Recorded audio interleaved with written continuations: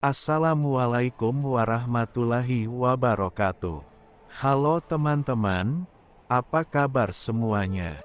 Semoga kita semua selalu diberikan kesehatan jasmani dan rohani, keselamatan di dunia maupun di akhirat, rezeki yang berlimpah, dan kebahagiaan oleh Allah, Tuhan yang Maha Pengasih dan Maha Penyayang. Amin ya Rabbal Alamin. Teman-teman, seringkali ketika kita mendengar kata Satria Piningit, pikiran kita langsung membayangkan sosok sakti, manusia dengan kekuatan luar biasa, atau bahkan seseorang dengan ilmu gaib yang tak tertandingi.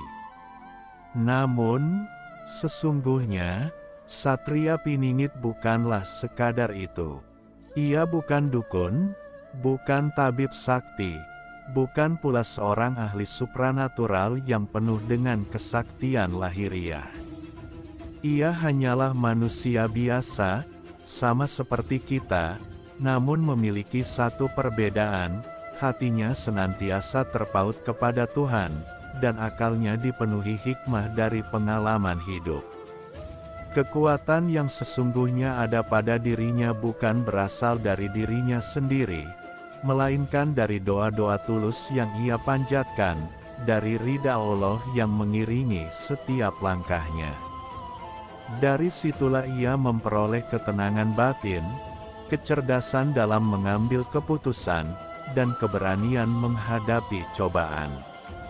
Ia belajar dari setiap peristiwa, menjadikan pengalaman pahit maupun manis sebagai ilmu yang menuntunnya semakin dekat kepada Sang Maha Pencipta.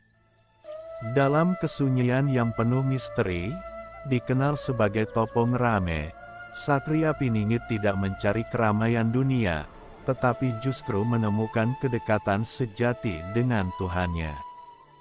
Konsep Manunggale Kawula lan Gusti, atau dalam Islam disebut Hablum Minallah, menjadi pusat perjalanan hidupnya. Ia berusaha untuk selalu mengingat Allah, meskipun kita tahu bahwa manusia pada dasarnya sering lalai, kadang ingat, kadang lupa.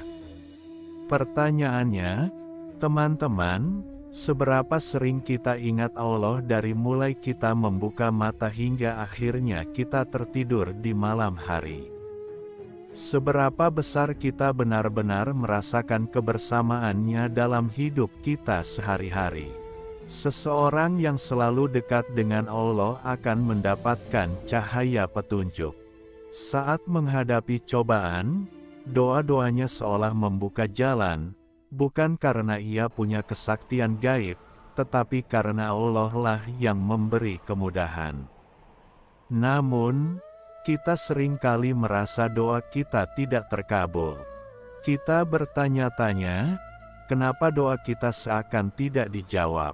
Disinilah letak misterinya. Sesungguhnya doa itu tidak pernah hilang, hanya saja waktunya belum datang. Allah menjawab doa bukan pada waktu yang kita mau, melainkan pada waktu yang kita butuhkan.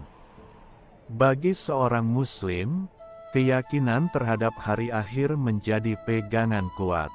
Kita percaya, sekalipun doa belum terkabul di dunia, ia akan menjadi bekal di akhirat. Inilah yang membedakan seorang yang teguh imannya dengan mereka yang mudah goyah. Teman-teman, Satria Piningit yang sesungguhnya adalah Khalifatullah, wakil Tuhan di muka bumi yang diharapkan mampu mengingatkan manusia agar selalu waspada. Ia membawa pesan, Jowo digowo, Arab digarap, lan londo diruat.